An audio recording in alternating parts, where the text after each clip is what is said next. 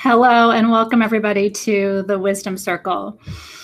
I am here, you are here, and we are here. And I could not be happier to have you with me this evening. I want to thank you for taking time out of your afternoon here on the West Coast and the evening on the East Coast, midnight in UK and Europe. And so wherever you are, I want to say thank you for making this space. And you've made the space today for you.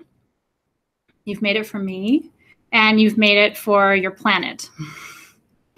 And we all thank you for it because your energy is requested and very much needed at this time. Oh, thanks, you guys. It's so good to see you. So I'm going to smudge, and then I'm going to open the container and talk to you about my intentions for this space, which I've shared a little bit, but I want to make sure I share it with you, especially since this is our inaugural meeting together. It's our first meeting, which is always very important. You know, when I have taught spiritual leadership and priestessing, one of the primary tenets I've taught is this idea of thresholding. That when you cross a boundary, when you create something new, when you experience something new, when you step into a new space in your life, that's worthy of ceremony. That's worthy of celebration. When you begin a new way of eating or a new way of living or a new exercise program or just a new way of being in your life, that is a threshold that you're crossing, and it's worthy of celebration. So today is worthy of celebration. Today is a really important moment. So let me share with you my intention. Are you ready? I wanted an online space that was open, meaning we can kind of talk about what's happening. And certainly I will come with ideas and inspiration and exercises and meditations, but I also really wanted a space for us just to have conversation, for you to ask questions and for you to learn, not just from me, but from everybody else who's here. You know, look at Jackie Godfrey and Emily Flanders and Meg and Creaky and Kelly and Satral and, you know, everybody who's here in the feed, right? Carol, wise beings who also have good wisdom and insight to share with you. So you're not just going to be learning from me, and you're not just going to be held by me. You're going to be learning from each other. And here's what else happens in my experience. I have always set the intention that beyond the words that I speak to you, that you would receive through me and my classes and my offerings additional energies, additional messages. There may even be times where I'm talking and you don't even hear me. And part of the intention is that there are words behind my words, and they're not my words. It's messages from spirit that I have set the intention to allow those to move through me. And so you might even find that there's times and places during these wisdom circles where what I'm saying isn't as important as what you're hearing, what you're receiving. And I think that's a beautiful thing. And so if that happens to you, don't question it. You might find your attention sort of weaving in and out. And that's because we have to get beyond our 3D way of paying attention to things. From the time we are in school, think about it this way. I really am so glad you guys are here. We're talking about wisdom tonight, right? It's a subject of fascination for me lifelong because I'm named after the goddess of it. So I've always been thinking about wisdom my whole life. But what is wisdom? From the time we are 4 or 5 years old and we go into school, what we're taught is that wisdom means paying attention, memorizing, and spitting it back. So that means if I have wisdom, then I listen to everything you say, I memorize it, and when you ring the bell, I write it all back to you. And then I get an A, and then I get a job, and then I live my life. That's how we're trained, isn't it? Except that's not wisdom. That's not wisdom. That's why I'm here with you today. Because if you're anything like me, I went through school. I have an associate's degree, a bachelor's degree, a master's degree, and a PhD from big research universities in the United States. I don't think that's where my wisdom has come from. That's a bold statement to make for you, especially as somebody who used to train professors and other students to go through graduate work. I don't think that's where my wisdom came from. So where does it come from? Where does your wisdom come from? That's information. That is data. What I memorized and spit back to get an A was information. It was data. It was important. I don't remember it, but I regurgitated it. But the wisdom, the information, the insight that guides me to lead and live a better life isn't in a textbook. It isn't in a classroom. It's in the flowers and the trees. It's in the crystals. It's in the plants. It's in the earth. It's in the sky and the clouds. It's in the laughter of my children. It's not in a book. And I'm saying that to you tonight with an open heart because, and even as somebody who's writing books, you know that obviously my publisher hopes you buy. I hope you buy them too. That's not where wisdom lives. Wisdom, and here's what I'm going to say tonight. Are you ready? Wisdom lives in your heart. And what I want you to do is get to the point where you trust it so much that you don't question it anymore. And so I created the Wisdom Circle to be a community of us, spirit guided, question led, meaning your questions are going to lead to all the conversations that we're going to have. It's going to be focused with an intention. And tonight's intention is opening the container. What we're going to do at the end of tonight, is you're going to help me set the intention for our next meeting. If you love it, and this is sort of an experiment too, like, do you like it? Is this fun for you? If you like it, we'll do it again. If you don't, we won't. So I'm one who kind of like goes with the flow of life. And I think this is a really fun idea and I'm curious to see where it goes. But what I know for sure is this: the planet needs energy. The planet needs your focus, and the planet needs your love, needs our love. And so tonight we're in the space of creating that together. Are you ready? I'm excited for this, and I hope you are too. Woo! Opening a container. What does it mean to open a container? A container of energy. What does that mean? Energy exists everywhere in the universe. In order to create something using energy, you have to contain it. And then you have to strengthen it and build it and raise it. And then you have to direct it. That's what magic is. If you want to really know what magic is, it's the act of containing and building energy and directing it toward purpose, an explicit purpose or intention. So tonight we're going to work some magic, and we will work magic in every gathering. And we're really going to direct the energy tonight after we work with it and raise it and channel it through your questions and answers and insights. We're going to say a prayer at the end to send the energy that we're working with out to our planet, and then we're going to set an intention for the next session. Does that sound good? The Wisdom Circle, all the magic stuff that you're not going to learn in school. Oh, I'm glad you're excited. That's right. River Lily says, I am a container. You are a container. And what's in your container? I'm a container, right? My embrace is a container. The space that I'm holding here is a container, right? Your family is a container. Your home is a container. You have so many containers in your life. And some of you are leaders of many containers, right? And so my hope is that the Wisdom Circle is a source of nourishment for you, so that when you come here and you hang with us, you feel like you've got so much to bring to your tribe. Does that make sense? Cheers, cheers, cheers to that. We're also going to be kombucha driven, because it's my favorite thing. That's right. Nicole says that addiction and recovery have taught her more than anything else. As it is for many in our community, by the way. If you have been through recovery, you are a kindred to many, many people in our community. So just know you're not alone. And in fact, whatever you have been through, you are not alone. There are kindred in our community. And I think that's part of what's really beautiful is you're never, never, never alone. Annalisa, I have not, but I need to. Can you let me know what brand that is? Because I'm not familiar with Watermelon Wonder, but it sounds kind of awesome. Kombucha has become my guilty pleasure because I've given up sugar, and I've given up soda. So kombucha kind of covers the bases for me. That's right. Okay, so the one thing I want to serve you a thought tonight. I heard the word recently, and it really stuck with me. Are you ready? Thanks so much, you guys. I really appreciate the kind words. I feel blessed to be here with you. And here are the words that really stuck with me, or the word that really stuck with me.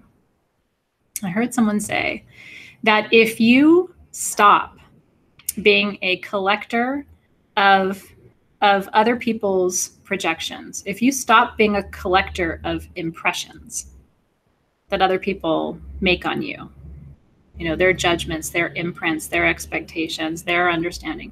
If you stop being a collector of those things, in other words, you refuse to hold them, then you become uncontaminatable.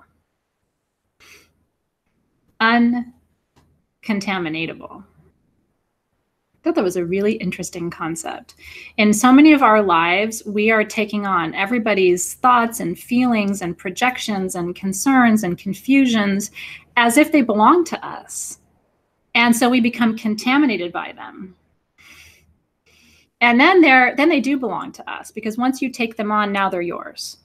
But if you can observe everybody else's judgments, projections, expectations, but not become part of them, not entangle with them, then you don't become contaminated by them, and you become uncontaminatable.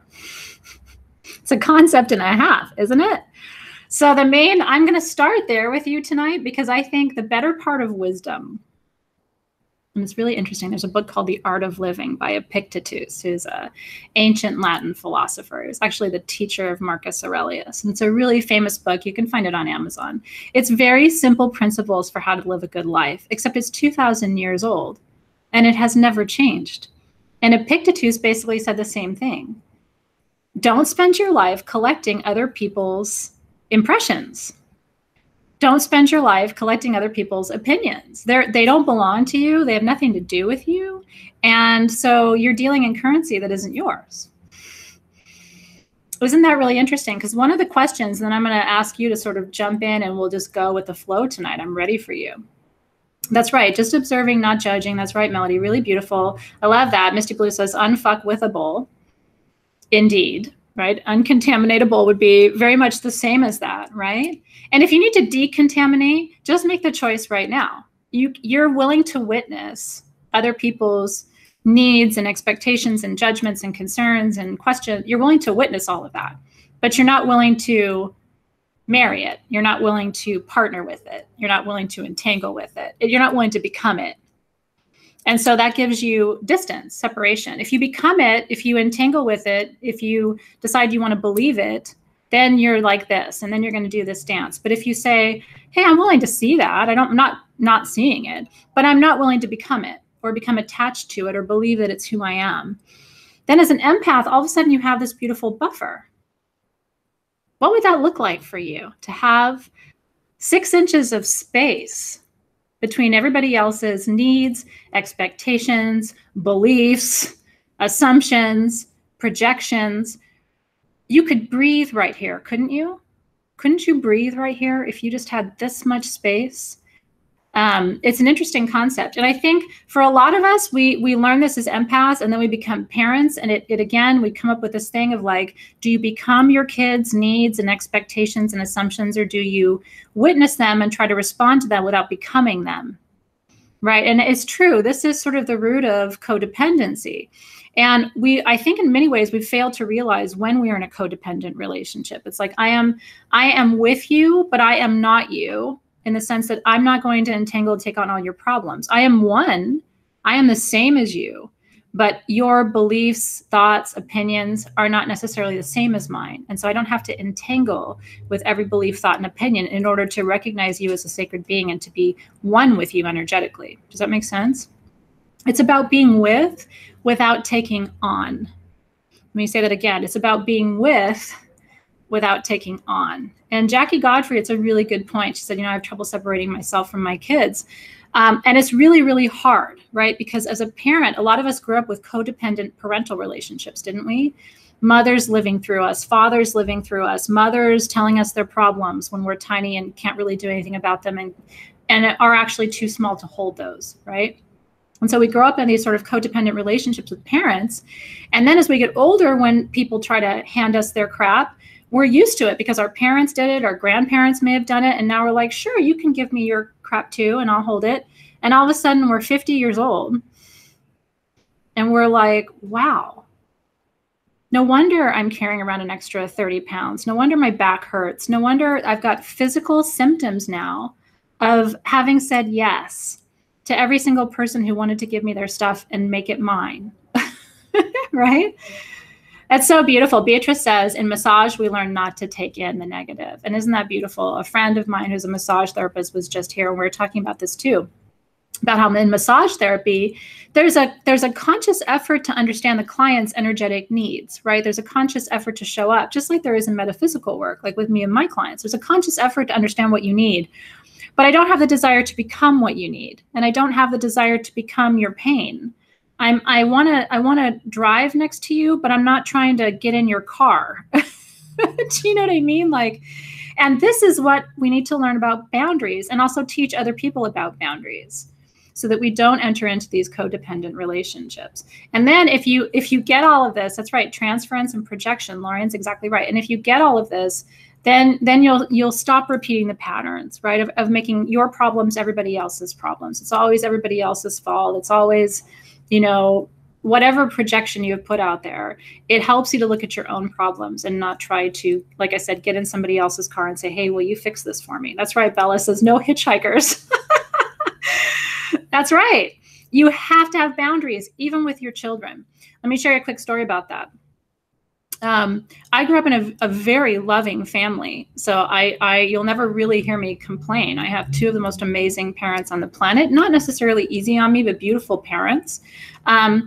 There still was a sense of them not having their own identities at all times apart from the kids. And so what that led to, in some cases with us growing up, was kind of trying to satisfy what we thought their needs and expectations were, while we were also finding our path, which wasn't the path to full authenticity, right? Because it wasn't just about us as kids. We were constantly looking back and saying, is this what they need too? And that's a common sort of an immigrant challenge, I think, too, because immigrant families grow up one for all and all for one, which means there's a certain level of sort of inherent codependency there too. So what do you think about all of this? One of the big questions that came through, there's a couple of big questions that came through, but one of them was, let me find the empath question. What do you do for self-care? As an empath, what's the best way to protect yourself? This was a big question coming in. That's a good question. Let's come back to that. What's held accidentally? I think that's an important question too. So what do you do for self-care? I'll share what I do, and then I would love to hear what you guys do too. For self-care, the biggest thing that I do, there's a couple of things I do. I have a practice every morning. I smudge and I meditate and I listen. For at least 15 minutes, if I'm in the zone and I have the time, I'll go up to an hour and I just listen. What does spirit have to tell me? And sometimes it takes longer than others to quiet my mind, especially if the kids have been screaming and they were late for school or whatever happens. But I really try to quiet myself and listen, and I smudge every day. I work with crystals every day. And I really try to get a full good night's sleep. What I've realized is your body can't function without at least 7 or 8 hours a night of sleep.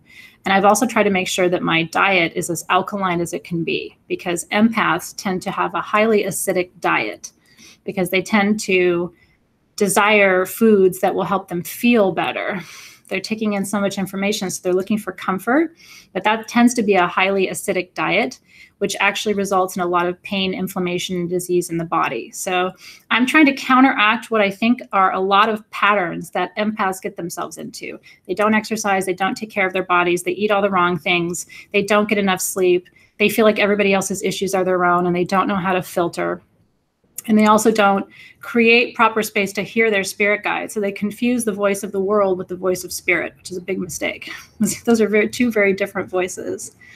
But I love this. So Kenneth says, and I want you to share your suggestions too about what you do. Kenneth zones out on the elliptical to meditate and work on his body at the same time. So I really love that. Because if you can find a solution like that, and if you don't love to exercise, what I always tell people is don't exercise if you don't love it. Find a form of movement that you do like.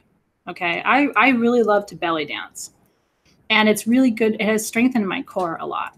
And so when I'm able to do that, that's my exercise. I really like to walk.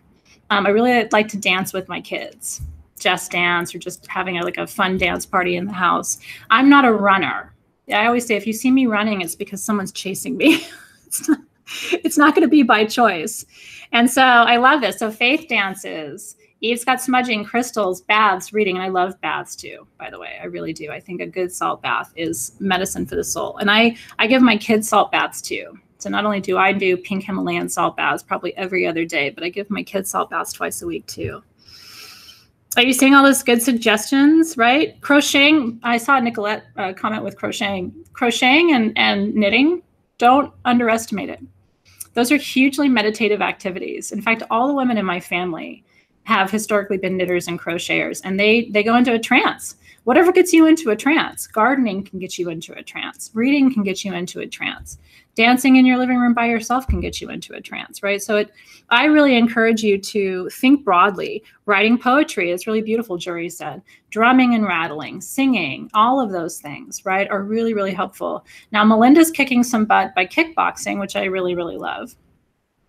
I always thought I would like kickboxing. Maybe that's a sign, Melinda, that I'm supposed to go back and try it. But yes, yoga, intimacy with your partner can be a really beautiful form of meditation and can help you detach from the cares of the world. The other thing I'm going to tell you, and I'm going to say this really strongly. Are you ready? This will be one of my strongest statements of the night. It may be. I have not worn shoes for a very long time. I don't like wearing shoes. I only wear them when I think I'm going to get kicked out of a restaurant for not wearing them. But I always wear long dresses and pants, so I figure they won't even know. I don't wear shoes, and the reason is I am an electrical being, just like you. And so I have to have my feet on dirt or grass outside for at least half an hour a day, every day, to ground energy. As an empath, if you do not ground your energy by standing on earth, and I know it's hard when it's frozen and it's snowing and all of those things, I really still encourage you to find a way. You will sleep better. You will digest your food better. I promise you. And it's scientific. It's not just me telling you that. You have to have your feet on the earth. We are one of the first generations to spend almost our entire lives indoor under fluorescent lights with rubber-soled shoes on. And then we wonder why we're not happy. We feel completely disconnected from the earth, who needs our energy so badly. And if you can, what I like to do is go outside. I put my feet down and I put my hands down. Then I get dirt in those hands. You know, if you don't garden, even if you don't like gardening, start. I promise you it nourishes your soul. And by putting your hands in that dirt and your feet in that dirt, you are grounding the electricity in your body. And it's going to improve the way your body systems function. It's going to improve the state of your endocrine system. I promise. I mean, it is truly scientific. So that's probably my best advice for tonight. Yeah, if you don't have to have shoes on, like I always say, for my kids' sake, I put them on when we go into restaurants, because that's weird for a kid when your parent gets in trouble for not wearing shoes. It hasn't happened to me, but I'm always not wanting to do. Like, can you imagine? Like, hey, can your mom put some shoes on? That would be really great. We're in a restaurant. Okay, so that's one of my number one suggestions. What else is on your mind? What is on your mind tonight, my friends? We are in a topsy-turvy world where there's a heavy dose of uncertainty around every corner. And so what do we do at times like that? Right? What do we do when there is such a heavy dose of uncertainty? 5D? Melissa, you got to be barefoot, girl. It might be illegal to drive barefoot, but you know what? I've been doing it I'm going to be 45 this year. I've been doing it for 29 years. Don't tell anybody. Okay, well, let's talk about dimensions. There's a lot of negativity. We got Saturn retrograde. Okay, let's talk about Saturn for a minute, and let's talk about dimensions. We can do grounding too. For sure, for sure. And if I miss your question, we'll come back to it. That's the beauty that I see in a circle like this. Okay. Let me make sure I just saw everything that you were asking about. Oh, and the event. That could be an interesting thing for us to talk about too. For sure, for sure, for sure. Okay, so let's talk about Saturn. We just got through Mercury retrograde. Mercury is direct. Mercury governs communication, and it also governs largely past relationships. So during Mercury retrograde, you might have a weird ex-boyfriend or girlfriend show up, which can be problematic. You can have someone from the past that you thought, God, I'll never hear from that person again. show up, that's Mercury retrograde. Saturn retrograde is different. Saturn retrograde, Saturn governs hard knocks and life lessons. So when Saturn is direct, it's a direct learning, right? The hard knocks and the life lessons come at you in a paced and measured way, usually at a cadence, in a rhythm that you can respond to effectively and accurately. So you feel like the lessons come, but you learn them and you integrate them and you move on. Sometimes you struggle. Saturn retrograde is tricky because, again, retrograde picks up the past and brings it to the present. So it's bringing up all the life lessons that you haven't learned yet. Maybe you didn't learn them well the first time. So you're still making the same mistakes, or you're still acting the same way in that kind of a relationship, or you still haven't stopped, a pattern of dysfunctional behavior that isn't serving you. And usually with Saturn retrograde, and if you're a Capricorn, like Cecilia, it's a little trickier, right? Because Saturn governs Capricorn. So you're going to feel this a little more powerfully than the rest of us. So I want you to ask yourself right now, if you want to prepare for Saturn retro, what can you identify a life lesson that you did not accurately or effectively learn or respond to yet? And you usually know this because the same cast of characters keep showing up. Have you noticed? Same lesson, same trigger. And oftentimes it can be the same lesson through different people. So what a lot of people do is they don't want to learn a lesson. So they just push it away. And they're like, okay, I'm done with that because that person is gone. And what they don't realize is Saturn brings you some new person, same lesson, different plate. Some new person, same lesson, different plate. Some new person, same lesson, different plate. But then the plate gets bigger and it gets bigger and it gets bigger until same lesson, different person, bigger plate is now something that you can't avoid. And so what I always tell people is, if you really want to handle Saturn, and by the way, there's 2 times in your life. This is the other thing I want to tell you about. This is Saturn school for sure, because Saturn's really important. You need to know this. And we can always talk about astrology, by the way, because I think astrology is the key to a better life. Astrology is one of those things where, like, the more you know, the better you live.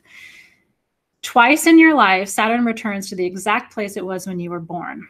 The first time happens between the ages of 28 and 32. The second time happens between the ages of 58 and 62. And those are known as your first and your second Saturn returns. If you are over the age of 32, you've already had your first one and you survived. But I bet you, think about everybody, okay? Everybody I know who's gone through Saturn return, that's a big statement, but everybody I know experienced a major life change that they initiated themselves. They either got married or got divorced, moved closer to their parents, moved the F away to another country, had a kid, gave up custody of a kid, started a new career, quit their job radically with no backup plan. Saturn return makes people act really erratically, like almost out of character, where you're like, and so now when somebody around me is turning 28-ish, I always hold my breath. I'm like, what weird shit are you going to do? Are you going to run away and move to Guam tomorrow? You just kind of never know with somebody who's going through Saturn return, because everybody responds differently, but everybody responds in a big way, whatever big looks like for them. Yeah, so Santha Priya, am I pronouncing your name correctly? She says, I'm 33. I haven't done anything like that. It may have been more subtle for you. You for sure had it. And so when Saturn transits and moves to its original position during that first Saturn return, anytime you have a Saturn return at 28 or at 58, what it does is it says to you, and this is the message of Saturn return, maybe you didn't do everything you were supposed to do yet.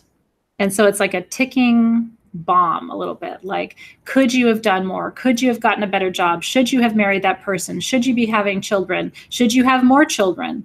It feels like pressure all of a sudden.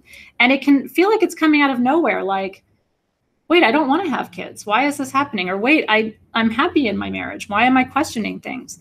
That's Saturn, because Saturn is that tricky little on your shoulder going, are you sure you did that right? Are you sure you should have taken that job? Are you sure you didn't want to marry that person? Are you sure that you want to live where you're living? Are you sure? Are you sure? Are you sure?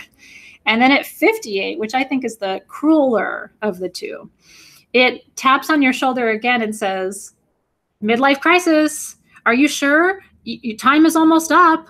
Should you think about your friends who are 58, 59, 60, 61, 62? I have friends in that age group, and they're all going through the same thing. Are you sure this is your last chance? Do you want to try and make a go of it? Maybe you should move. Maybe you should change careers again. Maybe you should, see if your partner will move with you to a different country. Maybe you should open that ashram. Maybe you should, okay? This happens. These are the Saturn returns. Saturn retrograde is like a little mini version of your Saturn return. And all it says to you is, are you sure? Are you sure? Are you doing all the right things? Are you on the right path? Are those the right friends? Do you have real friends? You know what I mean? Like all those little sneaky things that kind of keep you up at night.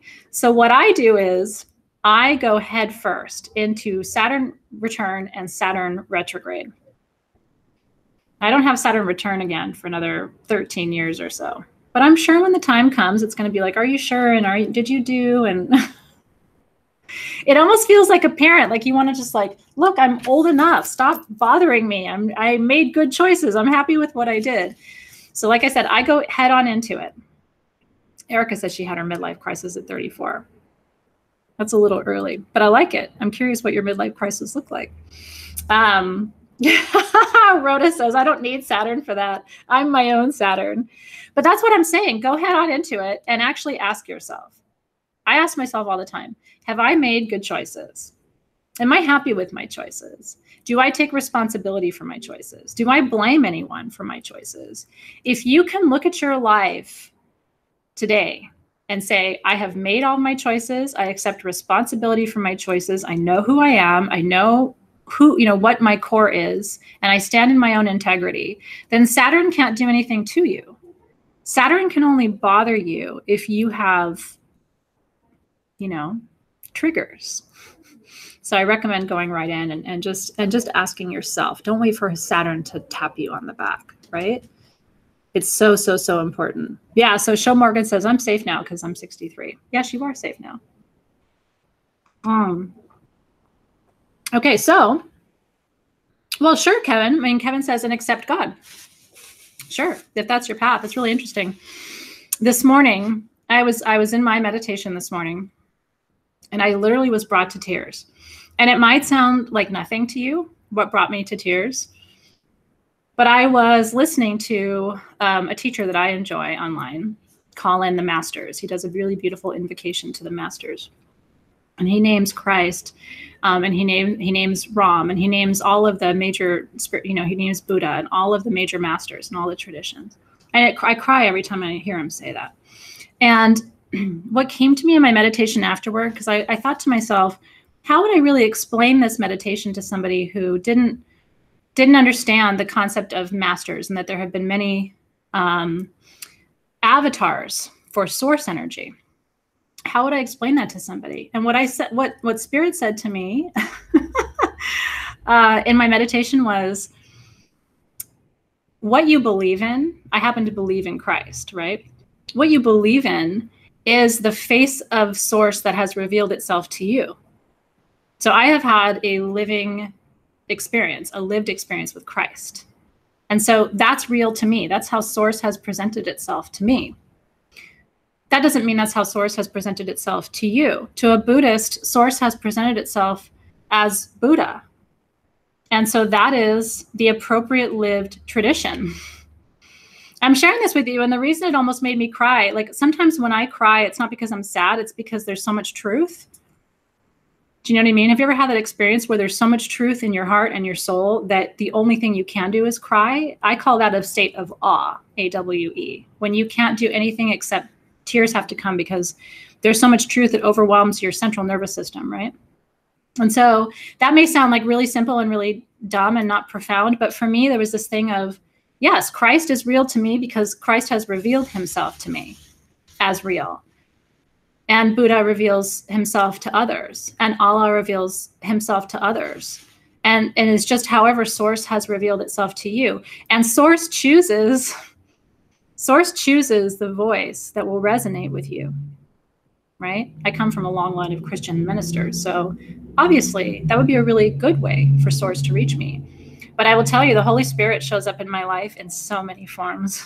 In so many forms. And sometimes I feel like I also am able to channel the Holy Spirit. And when I'm in those moments, that's when I feel most alive.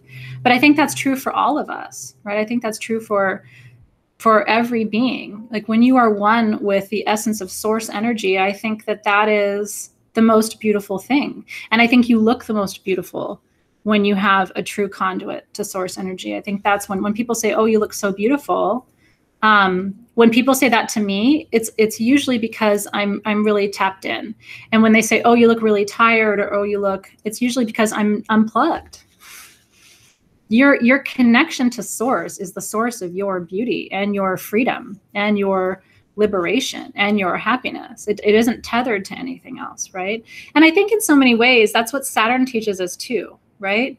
Like, is your value really about how much you accomplish while you're alive on this planet? I used to think mine was, to be honest, especially in my 30s, late 20s, early 30s. And I really appreciate that, you guys. Thank you for seeing me. But in my late 20s, early 30s, I really thought that how good a life I was going to live was connected to how much I did for people or achieved.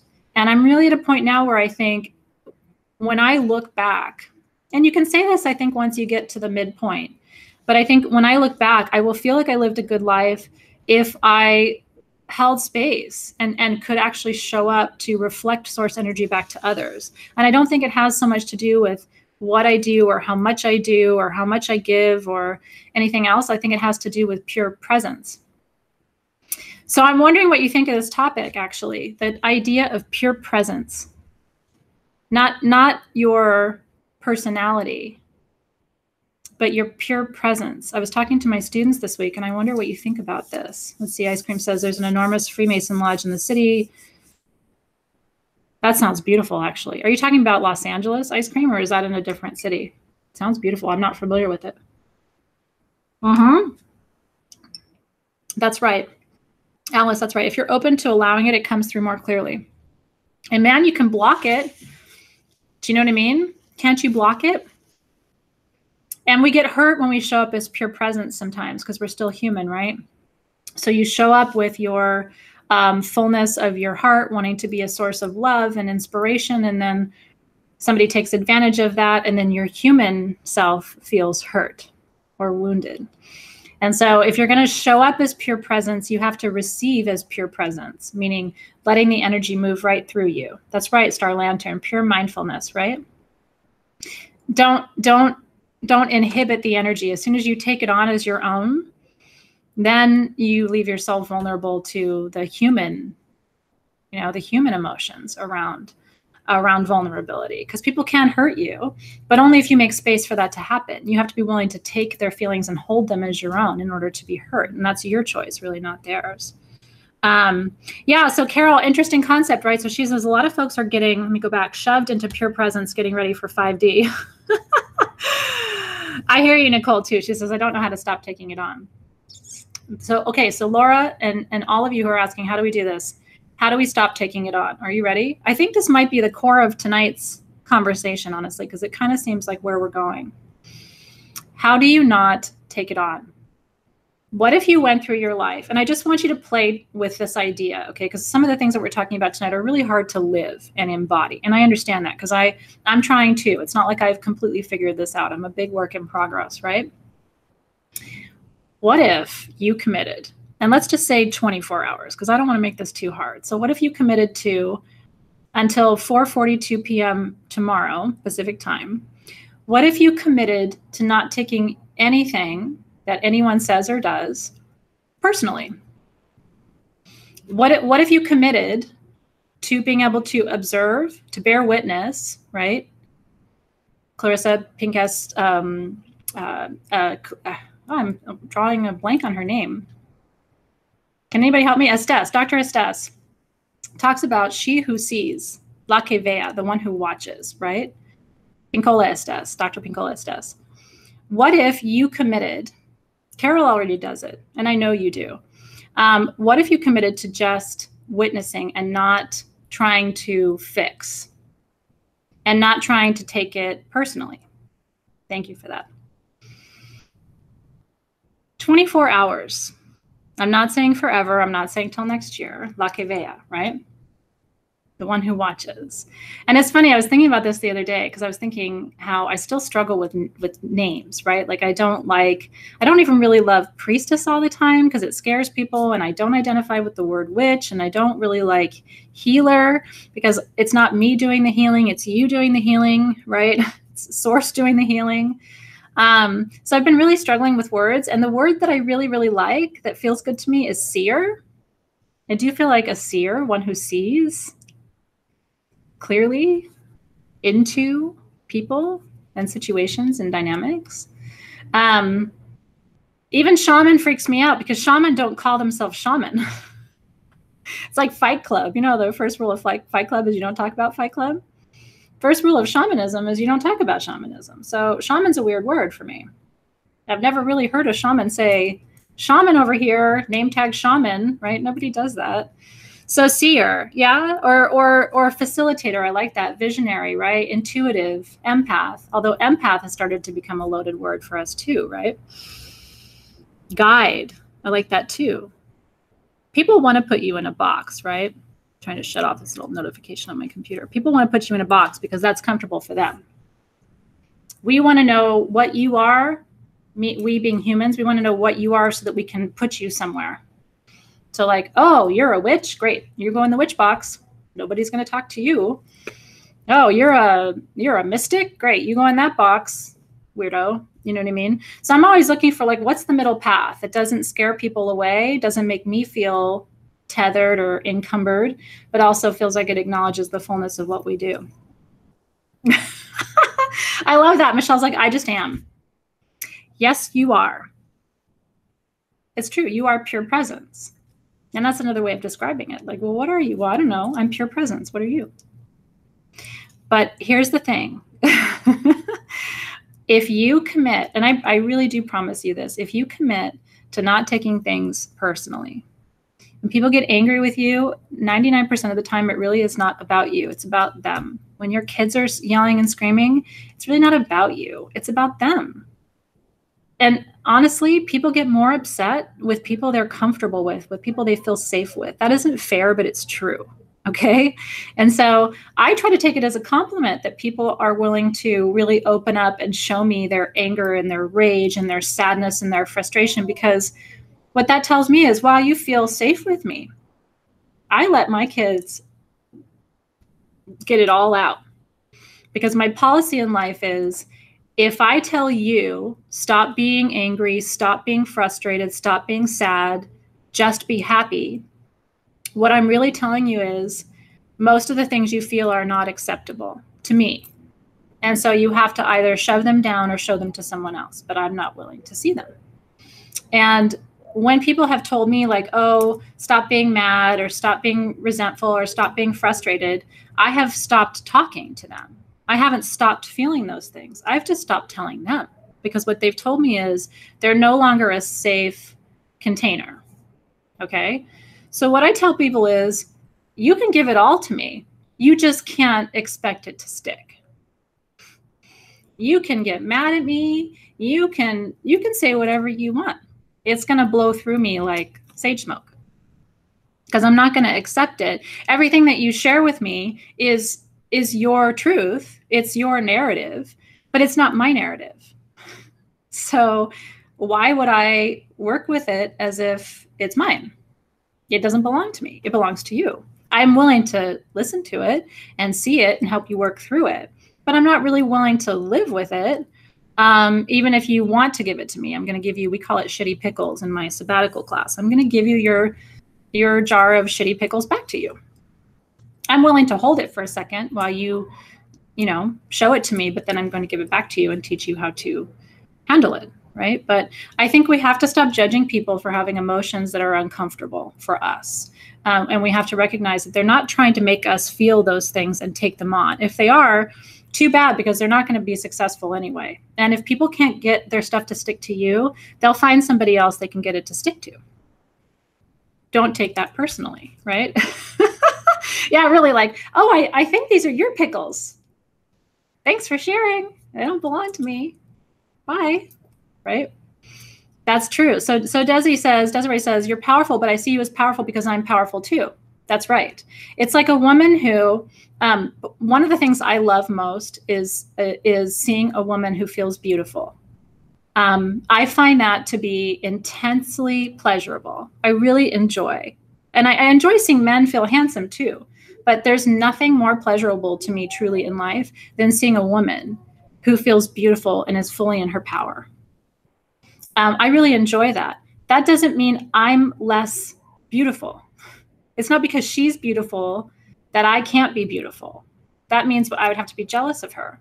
But there's enough beauty for her to be beautiful and for me to be beautiful too. And so when she's beautiful, it's actually an inspiration for me to be able to rise in my own beauty. But that's a functional relationship. That's not me taking her beauty on. That's not me being jealous of her beauty. That's me showing up to her as an equal partner, right, in life and energy. So what I would say is, feel all your feelings, even the difficult, the ugly, the scary feelings. Find somebody in your life who isn't going to take on a projection, but can actually be a container for you to be able to feel safe enough to express those feelings and work through them. As children, we wanted to find it in our parents, but some of us didn't, right? And so then we don't learn how to functionally share our feelings with other people. So here's the thing.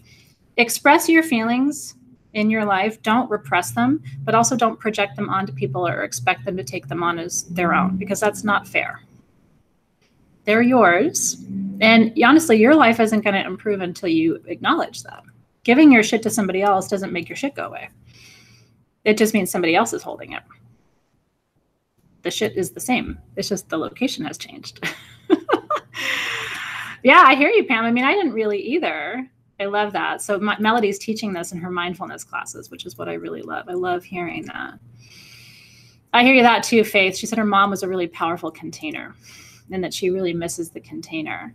And it's funny, isn't it, to think of a parent that way? But those of us who have been well parented have had parents who served as really strong containers for us and who taught us how to create a container. And so I think for a lot of us as we get older, whether you have children or not, by the way, right? Whether you have children or not, because even if you don't have children, there are little people around you watching you somewhere, somehow, and they're learning from you, even if you don't talk to them. So just remember that. It's really, really true. That's right. Well, Marcy says work on your chakras. That can be helpful too, for sure. And I think also, thinking about what kind of relationship you want to be in with people. Like, what kinds of relationships in your life are you searching for? What are you looking for?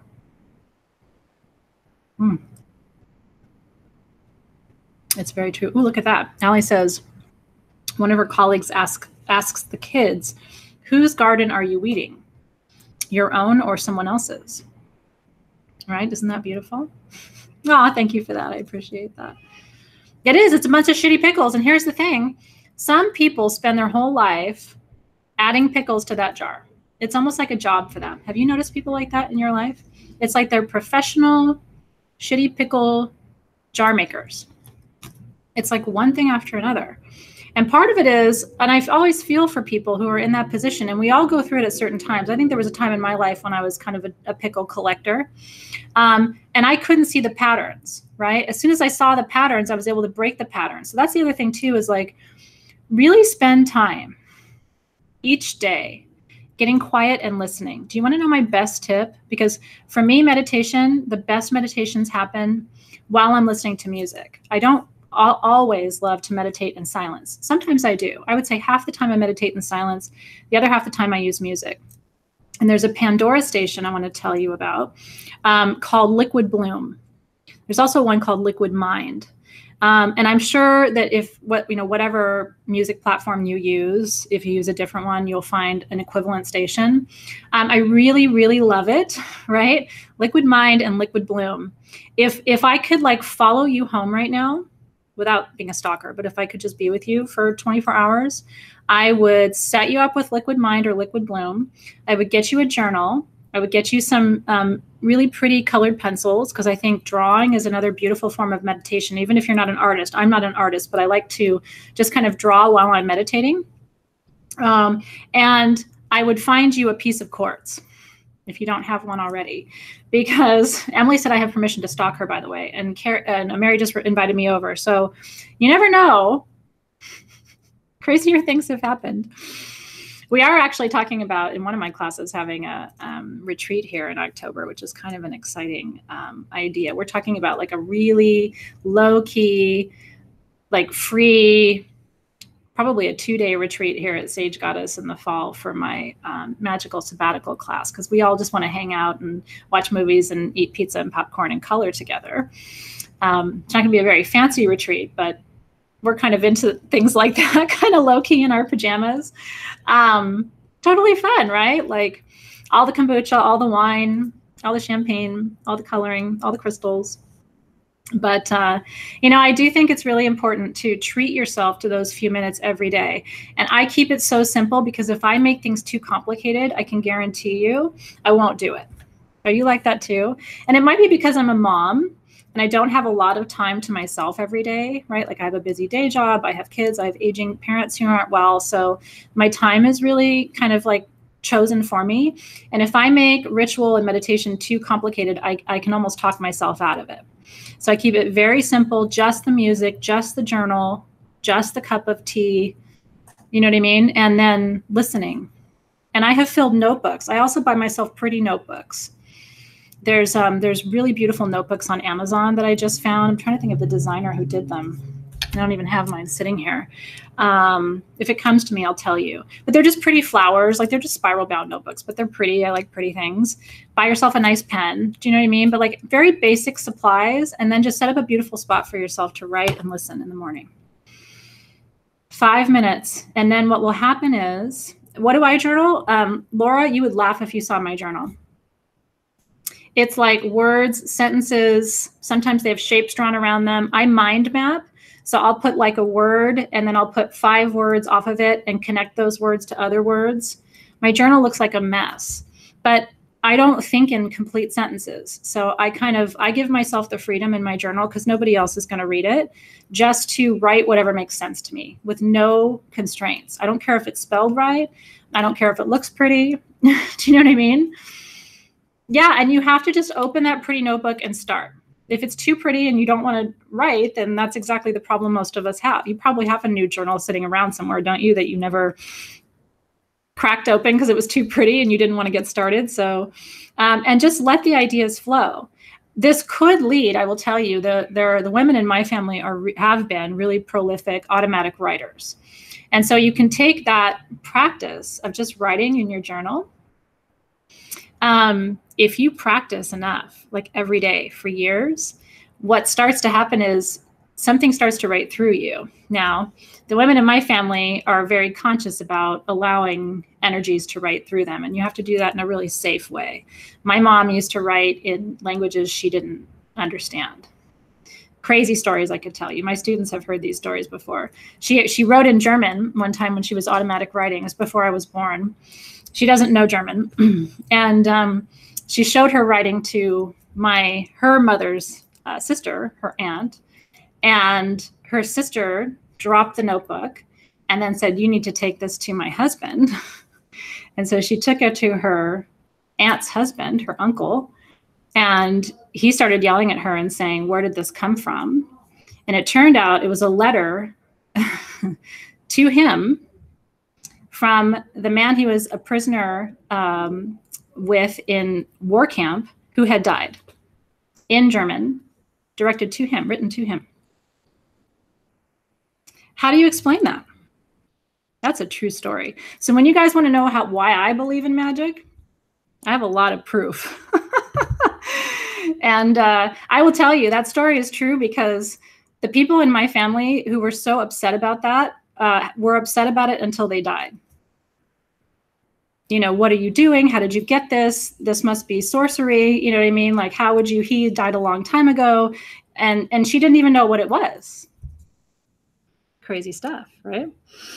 So anyway, you can do automatic writing. I always tell people to exercise caution, right? You have to create a really tight container for that. You have to smudge, you have to call in your spirit guides, you have to, but if you think the spirit world isn't a real thing, I would tell you that in my own bloodline, in my own nuclear family, I have proof that that it's a very real thing and that it can communicate through people. But I don't do that. I stick to cute little pictures and words, and I keep my practice light because, you know, when you take your practice too deep sometimes, it can be hard to come back. My early teacher taught me something a long time ago. She said, always be careful not to open a door you can't close. And she knew how strong my line was. She knew stories I had shared with her of my mom, and on my father's side, there's equally crazy stories. And so she looked at me one day, and she has since passed, but she looked at me and said, don't open doors you can't close. And that has stayed with me for a long time, right? Yes. So we are coming up on our time together. Well, you know, and here's the thing, like, we can talk about that if you want. One of the things we could talk about in the wisdom circle is how to create a really safe container for magical practice, right? How do you do that? How do you create a container that's going to be safe for you to raise energy and work with energy in a productive way for your life, right? There are some very simple things.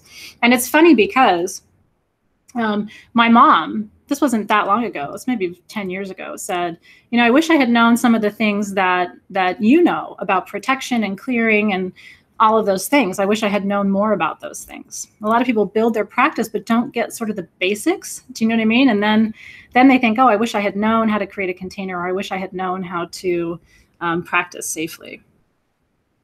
I'd love that. Yeah. Well, you know, we can always talk about the non-broadcast things. I'm sort of an open book about those things. That's why I'm leaving it to you guys with your questions about what you'd like to focus on. That's a good container. Oh, interesting. You have an old hearse.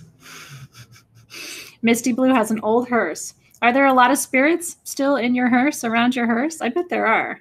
I wonder why, right? Like, I wonder what those spirits are finding as a reason to. In my experience, when spirits stick around, it's because they're worried about a child, or they're worried about a parent, right? The attachment that they left behind is so strong that they don't leave because they're worried to let that person, they're worried something's going to happen. So they stay like on guard. And so I wonder about that for sure. I think that's really interesting. Yeah, that's right. She must be a Scorpio moon, I bet you, with a hearse. I was married on a burial ground, actually, and purposefully slept. So I got married on the island of Maui on the Royal Burial Ground in Kapalua Bay. And I had to have permission from the spirits who are buried there. So I had to fly. It drove my husband nuts because, you know, my husband appreciates and believes in what I do, but isn't, you know, obviously we're at different levels of experience and practice. And so I said, I want to get married in Hawaii on this burial ground. He was like, oh, that's interesting, you know. And I said, so we have to have permission. And he was like, okay, so let's get permission. And I said, well, you have to fly there and get permission in person. It's not like an email thing. And so he was like, okay. So then we got to there, you know, we got to the island, we got to the burial ground, the bones keeper met me there and took me out. It was a 2-hour ceremony, and he chanted and called. And then he said, well, I'll let you know tomorrow if they approve for you to be married there. And I said, okay. So I went back to my husband and I said, okay, so they'll let us know tomorrow. And my husband said, okay. And he said, so what if they say no? I was like, well, I don't know what we do then. You know, it's like, I wasn't in that very 3D muggle sort of like, I guess if they say no, we'll find somewhere else. I was just trusting they were going to say yes, and they did. So we were lucky. Oh, it's beautiful. Raven says, my grandmother stuck around at my aunt's house for 8 years after her death to check on her grandchildren. I didn't realize she was a spirit until I asked my aunt why she wasn't around anymore. Isn't that interesting? They stay. They really do sometimes. All right. Yeah. Spirit. Well, here's a good question, right? Perfectly, Tracy. We'll end it on this note. And then what I want to do is I want to set an intention with you for our next gathering. So her question was, are spirits high frequency? And the answer is some are, some aren't. Spirits are the same as human beings, right? Have you ever met a human being who is a very low frequency? You may not even have met them. I can walk into a coffee shop and there can be somebody with a devastatingly low frequency. Also, when you're around people who are at the end of their lifespan, their frequency drops. And so sometimes What I sense as a low frequency is actually the finishing of a life cycle. But it's hard to know the difference sometimes. And so somebody can be close to death and their frequency can feel the same as somebody who has an attachment, right? Like that can, at first blush, those can feel like similar things until you really lay into the energy. And then you're like, okay, they're not at the end of their life, but there's something else going on. And it's interesting too, because light attracts darkness. This is the other thing for you guys to realize as light workers. And I think when I fully understood this, it really changed my spiritual practice. The lighter you are, meaning the more of your shadow work you have done and integrated to become a whole person who's a balance of light and shadow, the more of that work that you do, the more you're going to attract people who haven't done that work yet. And what they're going to do is project onto you their own insecurities about their own darkness, sometimes by making fun of your light. And so you have to know that, it's like one of my favorite teachers always says, the lighter the lighter the light, the darker the dark, right? And so if you are attracting darkness, sometimes that's a sign to you that you're actually on your path. It's a weird thing. It's a really weird thing. It's almost like trolls and all of that stuff. Like, why are they attracted? Because you're shining a big old light. And it attracts a big old moth, right? And so, and you can sometimes be a teacher in those moments. If you really want to, whenever anybody says, I want to be a light worker, I want to be a spiritual teacher, I want to guide people toward the light, I'm always like, taking a big step back, right? Like, really realize what you're asking to do. You're asking to be something of a beacon, which is going to attract not just other beacons of light, but people who really need to learn, and whether they choose to learn and work with you or spin off on their own. The one other thing I know for sure too, it's a great question, Lana. I wish I had good books on shadow work. People ask me that a lot. I teach it and I have written a little bit about it. The best resources for shadow work, honestly, are come out of the field of psychotherapy. Carl Jung, Jung, does a really good job of talking about the shadow as the sum of archetypes. Repressed archetypes. And so honestly, my best training in shadow work has been through alchemy, which is transforming the darkest parts of who you are into usable light, and Carl Jung from psychoanalysis, who works through the concept of archetypes. But I think it's really, really true. And I think it's the burden of the light worker to recognize that, when people say to me like, oh, what do you do? There's haters and trolls and all this stuff. And it's like, if there weren't, I would wonder, why am I doing anything right? You know what I mean? Am I putting myself out there enough? Am I really doing the work if I wasn't attracting anything from the opposite side? Because the principle of polarity from the Hermetic principles teaches us that you can't have light without dark. You can't have joy without sorrow. You can't have anger without love. They're the same frequency. They're just opposite ends. And so if your light is attracting darkness, right, that is a sign to you that there's a strength in your light. And you never attract anything that you're not prepared to work with. I really, really believe that. That's right. Balance in all things. Yeah, Michelle, Jesus has said something about that, and all have said something about that. All of the great teachers and masters of all time have acknowledged the principle of polarity. But people want all light and rainbows and unicorns. They want to wake up happy. They want to smudge happy. They want to go to work happy. They want to have sex happy. They want to take an online class happy. But that's not life. I really do believe we've lost track of what happiness is. It's true. And Abraham Hicks is a fantastic teacher of this. Gandhi, Buddha, Mohammed. I mean, the list goes on and on and on. All of the teachers from the Hindu tradition, right, have taught us these principles. They're all speaking the same principles, right? The Lord's Prayer is based on the Hermetic principles, which are pre-Christian. So every major tradition hinges its most primal and important teachings on the major anchors of our civilization and our universe, which are the Hermetic principles. And the primary Hermetic principle is polarity. The secondary one is as above, so below. Everything that is in heaven is the same as it is on earth, and vice versa.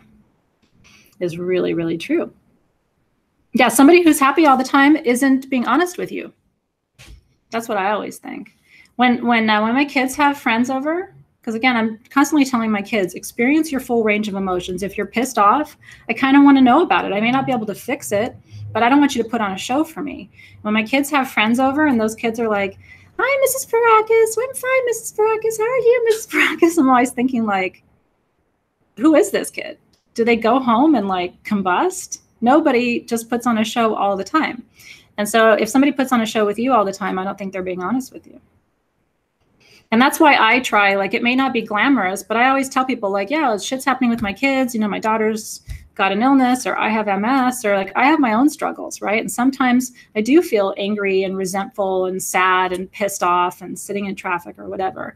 But what I have learned is I have resources to bring me back here so that I don't run around and project all my shit on other people, because I don't have the right to do that. So when I'm like this, I know how to get myself back here. When I'm like this, I know how to get myself back here. And so I think the number one piece of wisdom for tonight, if you can practice it, because here's your homework, don't take anything personally for 24 hours. Your kid says blah, blah, blah. Your partner says blah, blah, blah. Your boss says blah, blah, blah. Your best friend says blah, blah, blah. It's not about you. It's about them. You're just standing there. So what you say is, oh, that's interesting. That's interesting. I'm witnessing you. I'm hearing you say that. It's very interesting. And then I like to ask questions like, so tell me more about that. How does that make you feel? What's it like to experience that? You seem very angry. Can you tell me more about that? Do you feel that anger in your body anywhere, like in your shoulder? Yeah, I do feel that anger in my shoulder. Okay. On the right side or the left side? Well, it's actually in my right shoulder. When I'm angry, I feel it in my right shoulder. Okay. Well, that's the side of the mother. The right side is the side of the mother.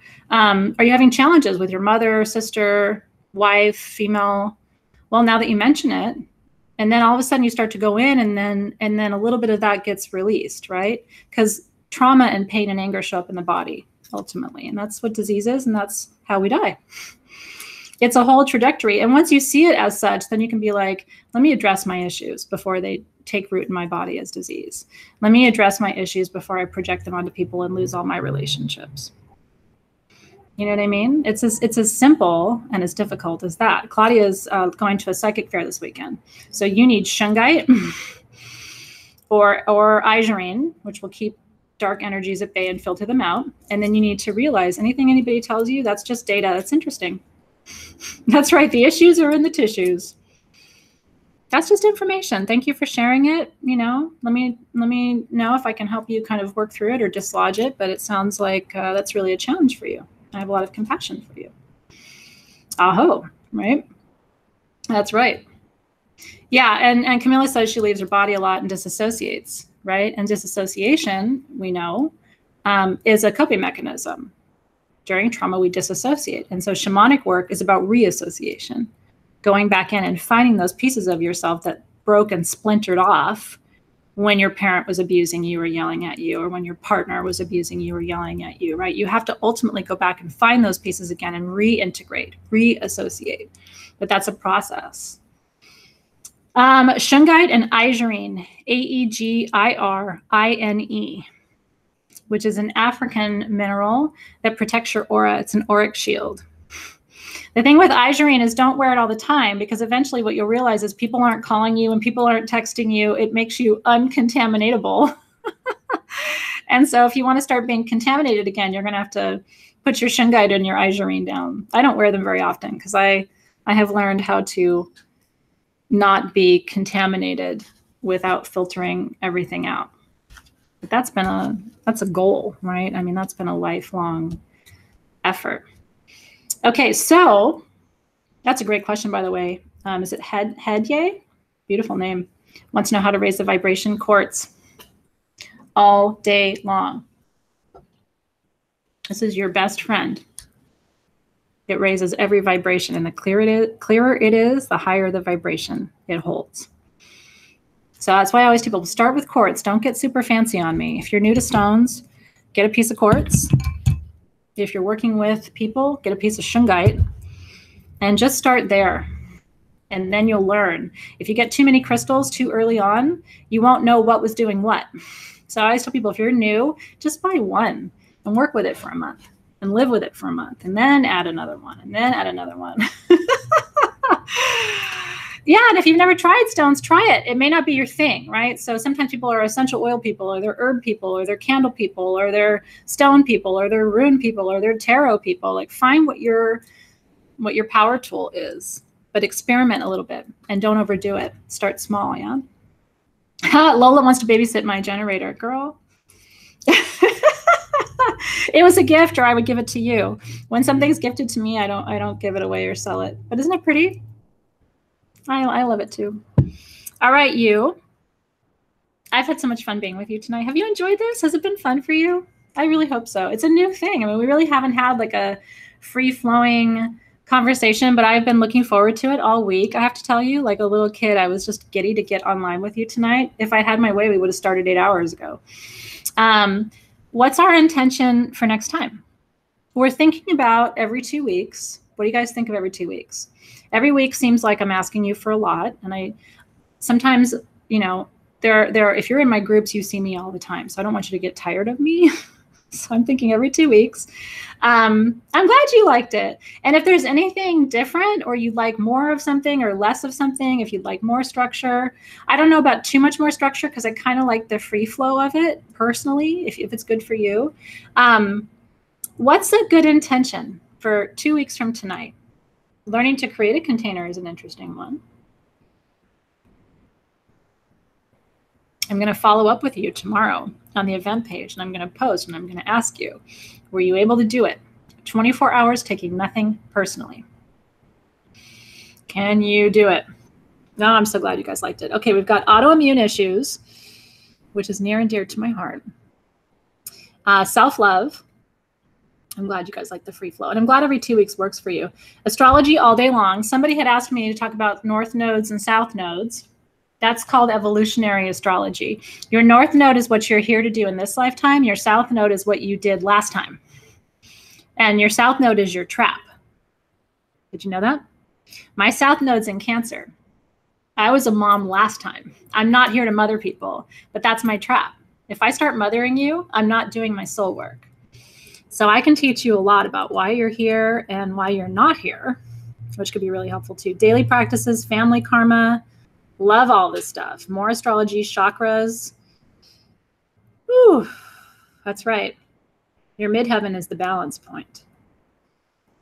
Okay, autoimmunity, more of that, disorders in the body. We could even do some exercises. Do you know what I mean? We could do energetic extractions. We could do a little shamanic work, soul retrieval work, which could be really interesting too. Dimensional work.